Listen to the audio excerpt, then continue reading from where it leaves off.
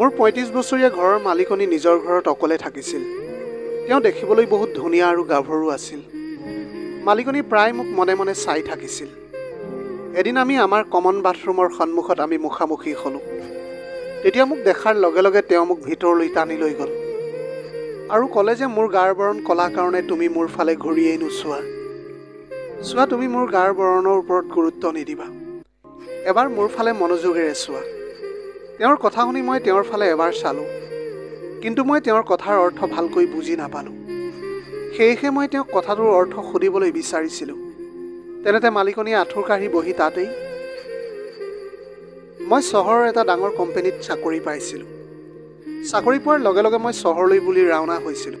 চহৰ আহি পোৱাৰ পিছত অফিচত জইন বহুত ভালকৈ হৈ গৈছিল, কিন্তু সন্ধিয়া অফিচ ছুটিৰ পিছত মোৰ মূৰৰ ওপৰত ডাঙৰ বোজা এটা পৰা যেন লাগিছিল। কাৰণ মই এই চহৰখনত থকাৰ বন্দোবস্ত এতিয়ালৈকে কৰিব পৰা নাছিলোঁ। অফিচৰ পৰা ওলোৱাৰ পিছত মই বাছ ষ্টেণ্ডত অলপ চিন্তাৰে বহি আছিলোঁ। মই চিন্তাত ডুবি আছিলোঁ, তেতিয়া হঠাতে মোৰ সন্মুখত এগৰাকী মহিলা আহি থিয় হৈ গ'ল। তেওঁ আমাৰ অফিচৰ এগৰাকী মেডাম আছিল। ৰাতিপুৱা মই তেওঁক লগ পাইছিলোঁ। মোক দেখাৰ লগে লগে মেডামে ক'লে যে যদি ক'ৰবালৈ যাবলৈ বিচাৰিছা তেনেহ'লে মই তোমাক এৰি দিবলৈ পাৰিম। মেডামৰ স্বভাৱ বৰ সহজ সৰল আছিল। তেওঁ বহুত সোনকালেই মানুহৰ লগত মিলি যাব পাৰিছিল, সেয়া মই বুজিব পাৰিছিলোঁ। কাৰণ ৰাতিপুৱাও তেওঁ অফিচত মোৰ লগত বহুত ভালকৈ কথা বতৰা পাতিছিল। মই তেওঁক মোৰ সমস্যাৰ কথাবিলাক কোৱা নাছিলোঁ। মই ক'লোঁ যে নাই মেডাম, বাছলৈ মই অপেক্ষা কৰি আছোঁ। তেতিয়া তেওঁ মোৰ ওচৰতে স্কুটিখন পাৰ্ক কৰি মোৰ ওচৰলৈ আহিলে আৰু ক'লে যে ৰোহিত, তোমাক বৰ চিন্তাত থকা যেন দেখিছোঁ মই। কিয়, কিবা সমস্যা হৈছে নেকি? এই চহৰখনত মোৰ কোনো চিনাকি মানুহ নাছিল। মোৰ এজন বন্ধু আছিল, কিন্তু তাকো মই সময়ত লগ নোপোৱা হ'লোঁ। সি কৈছিল যে মোৰ থকাৰ ব্যৱস্থা সিয়েই কৰি দিব। সি এতিয়া ফোনটো নুঠোৱাৰ কাৰণে মই ভাবি লৈছিলোঁ যে আজি ৰাতি চাগে মই বাছ ষ্টেণ্ডতে পাৰ কৰিব লাগিব। মই আগতে কেতিয়াও ফুটপাথত ৰাতি পাৰ কৰি পোৱা নাছিল। মই ভাবিছিলোঁ যে এবাৰ মেডামৰ লগত কথা পাতি চোৱাটো ভাল হ'ব নেকি। মই মেডামৰ সন্মুখত মোৰ সমস্যাৰ কথাটো ক'লোঁ। মই তেওঁক ক'লোঁ যে এই চহৰত মই নতুনকৈ আহিছোঁ আৰু এতিয়ালৈকে মই থাকিবলৈ কোনো ঠাই বিচাৰি পোৱা নাই। মেডাম, আপোনাৰ কিবা চিনাকি ঠাই আছে নেকি য'ত মই থাকিবলৈ পাৰিম? মোৰ কথাত মেডামে হাঁহিবলৈ ধৰিলে আৰু ক'লে যে তোমাৰ এই সমস্যা মই 1 মিনিটৰ ভিতৰতে শেষ কৰি দিবলৈ পাৰিম। তুমি মোৰ গাড়ীত বহা, মই তোমাক চিধাই মোৰ ঘৰলৈ লৈ যাম। মই ক'লোঁ যে কিন্তু মেডাম, আপোনাৰ ঘৰলৈ মই কিয় যাম? তেতিয়া মেডামে ক'লে যে আৰে মোৰ 4টা কোঠাৰ ঘৰ, মই তাত অকলেই থাকোঁ। এনেও মই এইটো সময়ত ভাড়াতীয়া মানুহকে বিচাৰি আছিলোঁ। মেডামৰ কথা শুনি মোৰ মূৰৰ ওপৰত থকা বোজাটো যেন পলকতে নোহোৱা হৈ গ'ল। তেওঁ মোক যি কথা কৈছিল সেয়া সঁচাকৈয়ে কৈছিল। মেডামে ভাড়াতীয়া মানুহৰ সন্ধানতে আছিল আৰু মই থাকিবলৈ এটা কোঠাৰ। মইতো অকলে থাকিবলৈ এটা কোঠাই যথেষ্ট আছিল।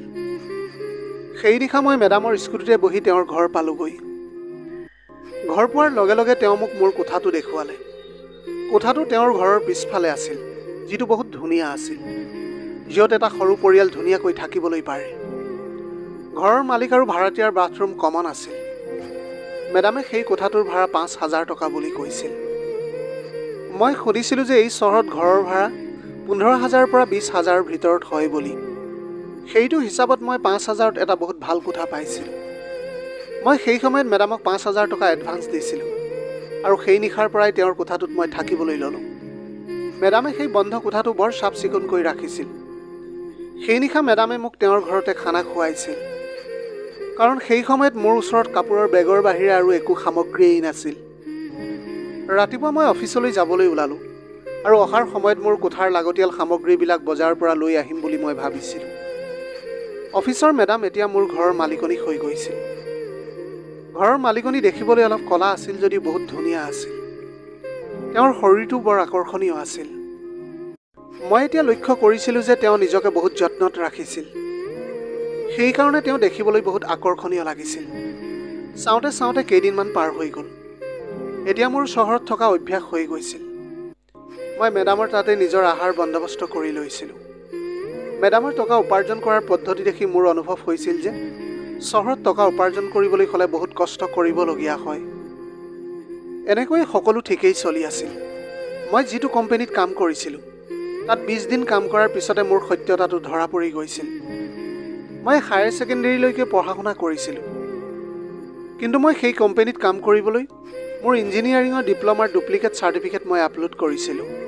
কিন্তু এতিয়া সেই কথাটো পোহৰলৈ আহি গৈছিল। তেতিয়া অফিচৰ মেনেজাৰে মোৰ ওপৰত পুলিচ থানাত অভিযোগ কৰিম বুলি ধমকি দিলে। তেতিয়াই ঘৰৰ মালিকনী আমাৰ মাজলৈ আহি গ'ল। আমি দুয়ো একেটা কোম্পানীতে কাম কৰিছিলোঁ। ঘৰৰ মালিকনীয়ে এতিয়া মোৰ বাবে মেনেজাৰক ক্ষমা খুজিলে আৰু তেওঁ মোৰ ওপৰত একো ব্যৱস্থা নল'বলৈ তেওঁক অনুৰোধ জনালে।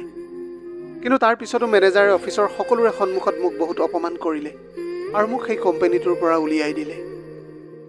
সেইদিনা মই দুপৰীয়া লাঞ্চ টাইমতে ঘৰলৈ বুলি গুচি আহিলোঁ। ঘৰলৈ আহিয়ে মই বহুত দুখী হৈ পৰিছিলোঁ। এতিয়া মই গাঁৱলৈ কেনেকৈ উভতি যাম, এই কথাটো ভাবি মই একেবাৰে বুজি পোৱা নাছিলোঁ। সেইদিনা ঘৰৰ মালিকনীয়ে মোৰ কাৰণে আধা দিনৰ ছুটী লৈ সোনকালে ঘৰলৈ আহিছিল। আহিয়ে তেওঁ চিধাই মোৰ কোঠালৈ আহিলে। মই দুখত থকা দেখি ঘৰৰ মালিকনীয়ে মোৰ ওচৰত বহিলে আৰু মোক বুজাবলৈ ধৰিলে। প্ৰথমতে তেওঁ মোৰ ওচৰত অলপ খং কৰিলে। তাৰপিছত তেওঁ ক'লে যে তুমি ইমান ডাঙৰ অপৰাধ কিয় কৰিলা। মই তেওঁক ক'লোঁ যে মোৰ চাকৰি এটা বহুতেই প্ৰয়োজন আছিল। মোৰ বয়স ২৭ বছৰ হ'বলৈ হৈছিল, কিন্তু আজিলৈকে মোৰ হাতত এটা ভাল কামো নাছিল। মই টকা উপাৰ্জন কৰিবলৈ বিচাৰিছিলোঁ, সেইকাৰণে মোৰ হাতত এই ভুলটো হৈ গ'ল। কথা পাতি পাতি মোৰ চকুত চকুপানী আহি গৈছিল। মোৰ চকুপানী দেখি তেওঁ মোৰ কান্ধত হাত ৰাখিলে আৰু ক'লে যে ৰোহিত, তুমি টকা উপাৰ্জন কৰিবলৈ বিচৰাটো তোমাৰ ভুল নাছিল, কিন্তু যিটো ৰাস্তা তুমি বাছি লৈছিলা সেয়াহে ভুল আছিল তোমাৰ বাবে। তুমি এতিয়া চিন্তা নকৰিবা, মই তোমাৰ সমস্যা বুজিবলৈ পাৰিছোঁ। তুমি যিমান দিনলৈকে পঢ়িছা তাৰ ভিত্তিতেই মই তোমাক বেলেগ এটা কোম্পানীত জব দিয়াই দিম।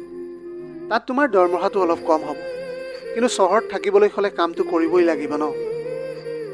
মালিকনীয়ে তেতিয়া মোক এটা কল চেণ্টাৰত কাম কৰিবলৈ দিয়াৰ কথা ক'লে। পিছদিনাই তেওঁ মোক এটা কল চেণ্টাৰলৈ বুলি লৈ গ'ল। মই তাত এটা কাম পালোঁ। তাত মোৰ দৰমহা ১৫,০০০ টকা আছিল, যি আছিল ঠিকেই আছিল। যিমান দিনলৈকে মই পঢ়া শুনা কৰিছিলোঁ সেই হিচাপত মই এই দৰমহাটো পাইছিলোঁ। এতিয়া ঘৰৰ মালিকনীৰ সহায়ত মই আকৌ সেই চহৰত থাকিবলৈ পাৰিছিলোঁ। নহ'লে মোৰ প্ৰথম চাকৰিৰ পৰা ওলোৱাৰ পিছত মোৰ এনেকুৱা লাগিছিল যে মই আকৌ সেইখন গাঁৱলৈ উভতি যাব লাগিব।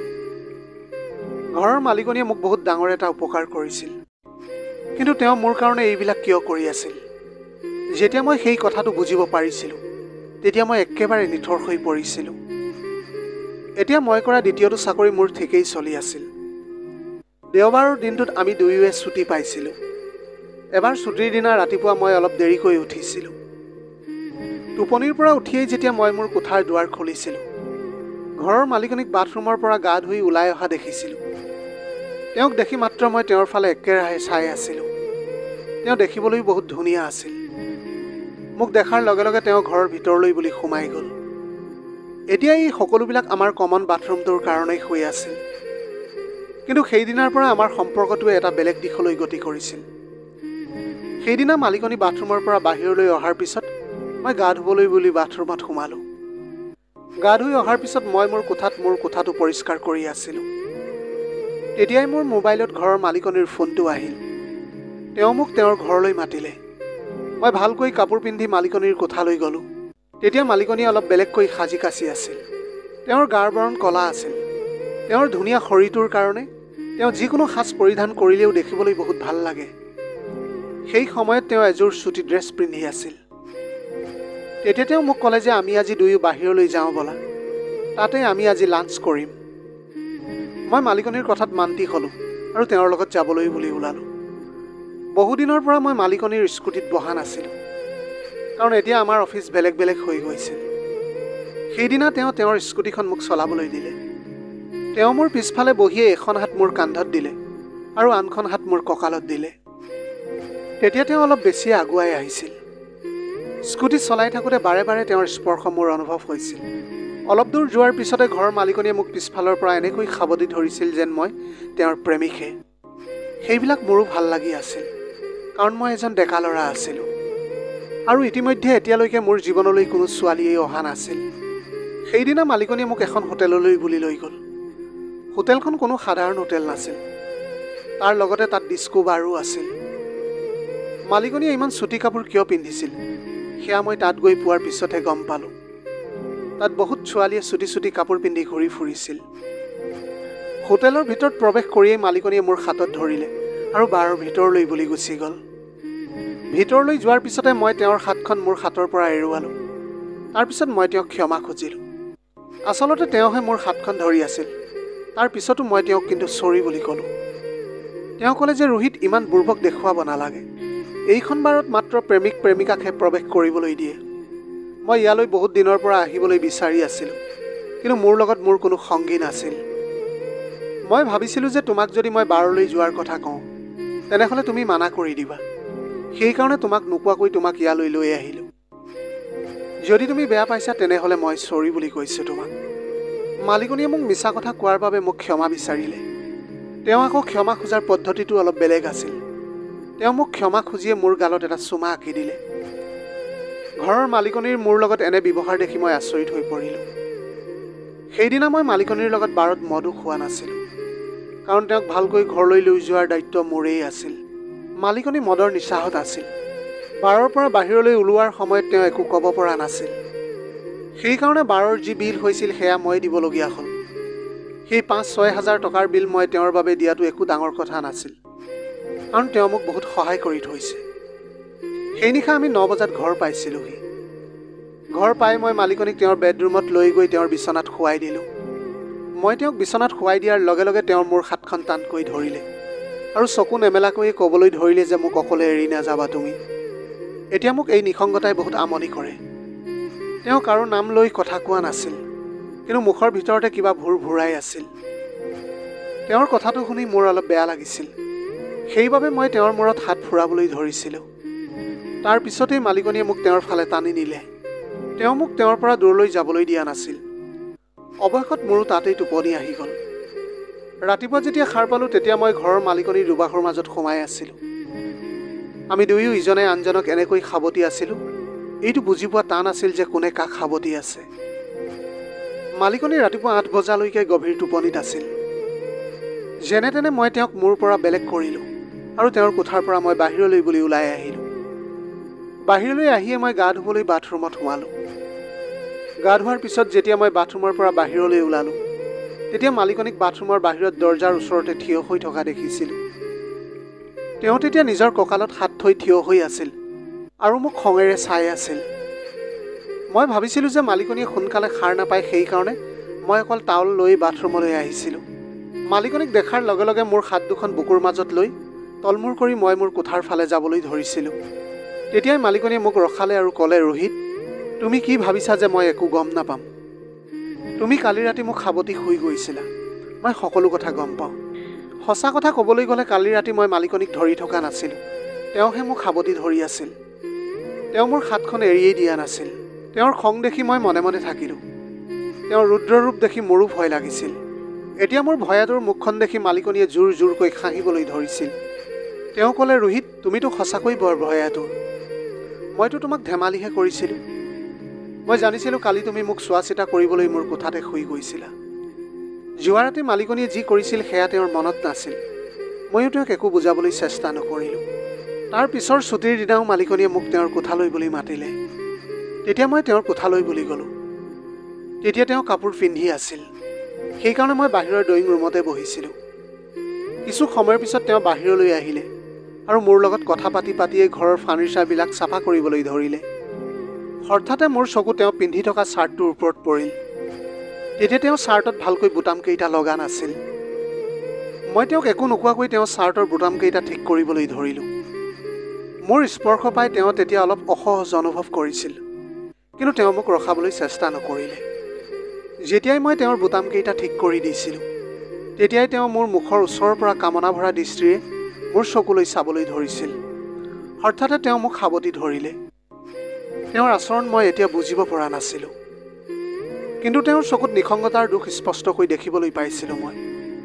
মালিকনীৰ চকুলৈ চকু পানী আহি গৈছিল আৰু তেওঁ সেৱা লুকুৱাবলৈ নিজৰ কোঠালৈ বুলি গুচি গ'ল।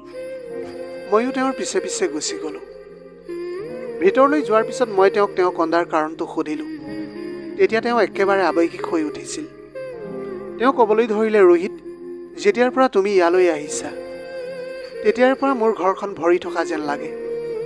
যেতিয়াই তুমি মোৰ লগত থাকা তেতিয়া মোৰ এনেকুৱা লাগে যেন মই অকলশৰীয়া নহয়। যেতিয়াৰ পৰা তুমি আহিছা তেতিয়াৰ পৰা সঁচাকৈ মোৰ এনেকুৱা লাগে যে মোৰ জীৱনলৈ কোনোবা এজন আপোন আহিছে। মালিকনীয়ে এনেকৈ কৈয়ে মোৰ কান্ধত হাতখন থৈ কান্দিবলৈ ধৰিলে। মই তেওঁক সান্তনা দি ক'লোঁ যে তেওঁ যাতে নিজকে কেতিয়াও অকলশৰীয়া বুলি নাভাবে। মই এতিয়া ক'লোঁ যে মই সদায় তেওঁৰ লগতে আছোঁ। তাৰপিছত মই তেওঁক সুধিলোঁ, আপোনাৰ বাকী পৰিয়াল ক'ত থাকে? তেতিয়া তেওঁ ক'লে যে মোৰ পৰিয়াল বুলিবলৈ মোৰ বাহিৰে আৰু কোনোৱেই নাই। মোৰ মা দেউতাও জীয়াই থকা নাই। তেতিয়া মই সুধিলোঁ যে কি আপোনাৰ বিয়া হোৱা নাই নেকি? তেতিয়া তেওঁ ক'বলৈ ধৰিলে যে নাই, মোৰ বয়স এতিয়া ৩৫ বছৰ, কিন্তু এতিয়ালৈকে মোৰ বিয়া হোৱা নাই। এতিয়ালৈকে মই এনেকুৱা ব্যক্তি নাই পোৱা যাক মই বিশ্বাস কৰিবলৈ পাৰিম। কিন্তু এতিয়া এই ৩৫ বছৰ বয়সত মই অকলশৰীয়া অনুভৱ কৰিবলৈ ধৰিছোঁ। কেতিয়াবা কেতিয়াবা মোৰ এনেকুৱা লাগে যে মই কোনোবা জীৱনসংগী এজন বাছি ল'ব লাগে। মালিকনীয়ে এই কথা মোৰ চকুৰ ফালে চাই কৈ আছিল। মালিকনীয়ে এতিয়া কথাষাৰ মোৰ চকুৰ ফালে চাই কৈ আছিল। এটা মুহূৰ্তৰ বাবে মোৰ এনেকুৱা লাগিছিল যেন হয়তো তেওঁ মোকেই পচন্দ কৰে। তেনেহ'লে মোৰ বাবে ভাল কথাই হ'ব, কাৰণ মালিকনী অকলশৰীয়া। তেওঁৰ লগত নিজৰ ঘৰ আছিল, ভাল চাকৰি আছিল আৰু টকা পইচাৰ কোনো অভাৱ নাছিল তেওঁৰ। কিন্তু মোৰ ওচৰত সেই সকলোবিলাক বস্তুৰে অভাৱ আছিল।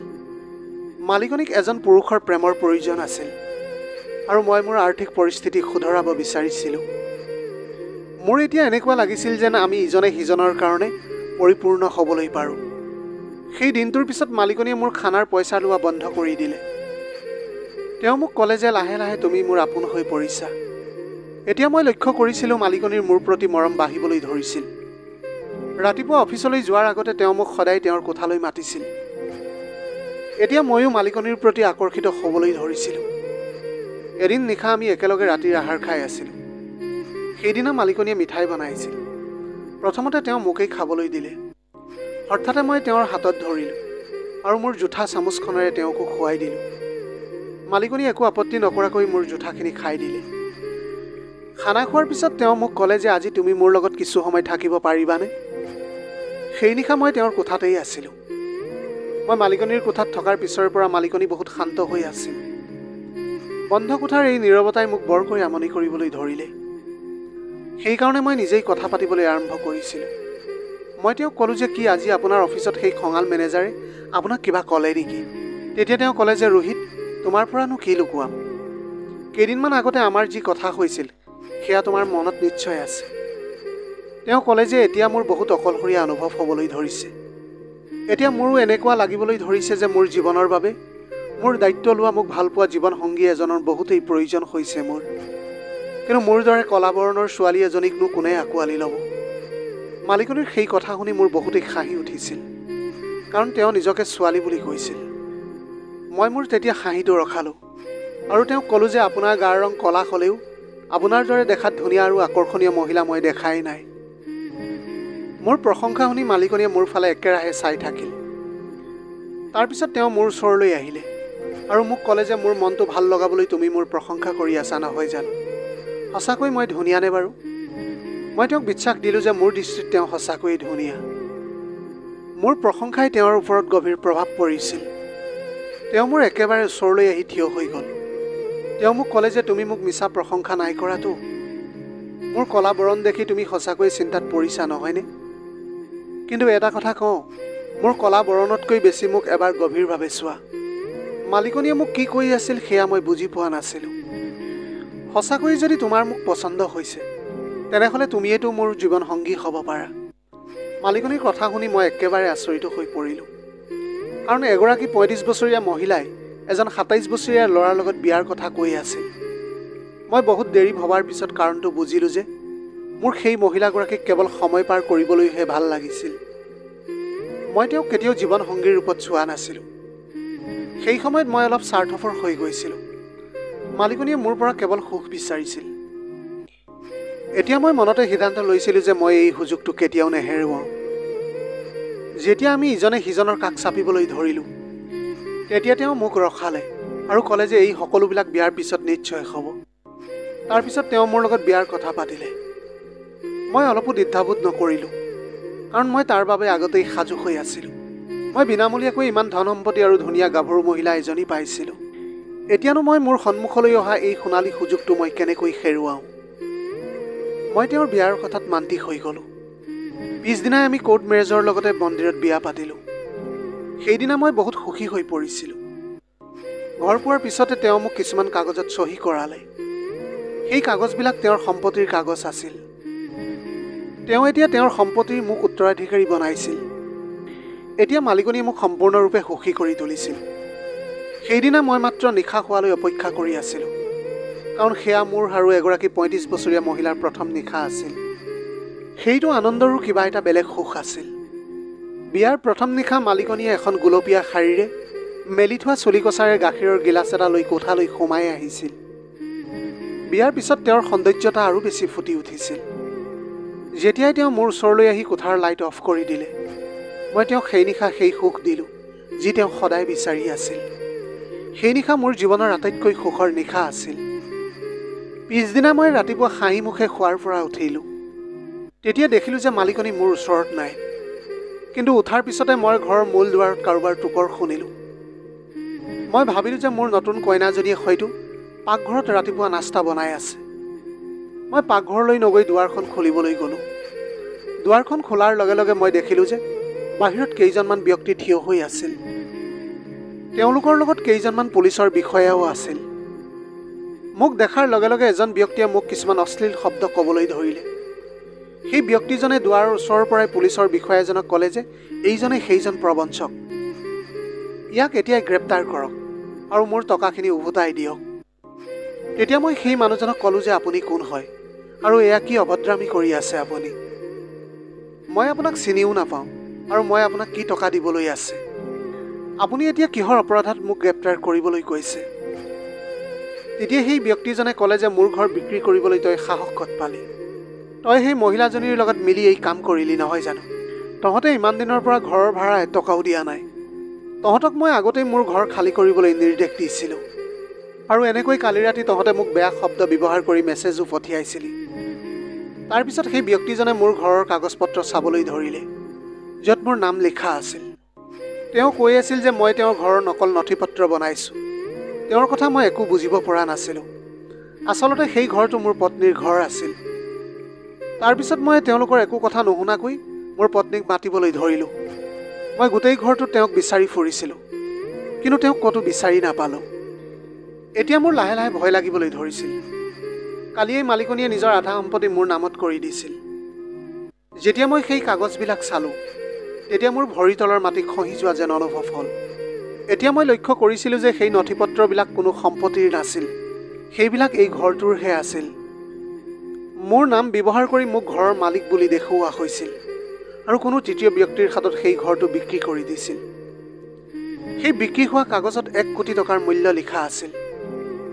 লাহে লাহে মই বুজিবলৈ ধৰিলোঁ যে সেই ঘৰটোৰ মালিকনী তেওঁ নাছিল, তেওঁ এগৰাকী ভাড়াতীয়াহে আছিল। মানে যিগৰাকী ৩৫ বছৰীয়া মহিলাক মই বিয়া কৰাইছিলোঁ, তেওঁ মোক বেয়াকৈ ঠগি মোক ফচাই থৈ ইয়াৰ পৰা পলাই গুচি গ'ল। সেই ব্যক্তিজনে মোক তেওঁৰ স্বামী বুলি ভাবি মোক গ্ৰেপ্তাৰ কৰাৰ কথা কৈ আছিল। এটা মুহূৰ্তৰ ভিতৰত মোৰ সকলো সপোন ভাঙি চুৰমাৰ হৈ গ'ল। সেই ৩৫ বছৰীয়া মহিলাজনীয়ে মোৰ লগত বিশ্বাসঘাতকতা কৰি পলাই গুচি গ'ল। এতিয়া এনেকৈ বিয়াৰ পিছদিনাই মই এটা ডাঙৰ উপহাৰ পাইছিলোঁ। সেই উপহাৰটো আছিল জেলৰ ভিতৰত গৈ মই শিল ভঙা। সেইদিনাই মই বৰ অনুতপ্ত হৈছিলোঁ যে মই পইচাৰ লোভত এই সকলোবিলাক কৰিছিলোঁ। যিবিলাক হ'ল এতিয়া এইবিলাক মোৰেই ভুল আছিল, কাৰণ মই মোৰ জীৱনৰ আৰম্ভণিটোৱে ভুল সিদ্ধান্তৰে কৰিছিলোঁ। প্ৰথমতে মই মিছা কাগজ পত্ৰ দেখুৱাই চাকৰি পাইছিলোঁ আৰু তাৰপিছত টকাৰ কাৰণে মালিকনীক বিয়া কৰাইছিলোঁ। মোৰো চৰিত্ৰতে দুখ আছিল, সেইকাৰণে মই তেনেকুৱা মানুহকে লগ পালোঁ। মই লোৱা টকা উভতাই দিবলৈ মোৰ হাতত একোৱেই নাছিল, সেইকাৰণে মোক শাস্তি হিচাপে জেলত ভৰাই থ'লে। মোৰ নামত টকা লৈ সেই মহিলাজনী চিৰদিনৰ কাৰণে অন্তৰ্ধান হৈ গ'ল। প্ৰিয় দৰ্শক, মানুহে কৰা কৰ্মৰ ফল নিশ্চিতভাৱে উভতি আহে।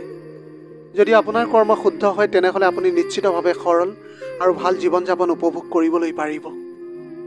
আজিৰ ভিডিঅ'টি কেনেকুৱা লাগিলে জনাব। যদি ভাল লাগিল তেনেহ'লে লগৰ বন্ধু বান্ধৱীসকলৰ মাজত শ্বেয়াৰ কৰিবলৈ নাপাহৰিব। আপোনালোকৰ গোটেই জীৱনটো হাঁহিৰে উপচি পৰক। পাৰিলে দুখীয়াজনক অলপ সহায় কৰিবলৈ চেষ্টা কৰিব। আপোনালোকৰ অকণমান সঁহাৰিয়ে যদি কোনোবা এজন দুখীয়াৰ জীৱনটো সলনি কৰিব পাৰে, তাতকৈ পুণ্যৰ কাম আৰু এই পৃথিৱীত একোৱেই হ'ব নোৱাৰে। Have a nice day.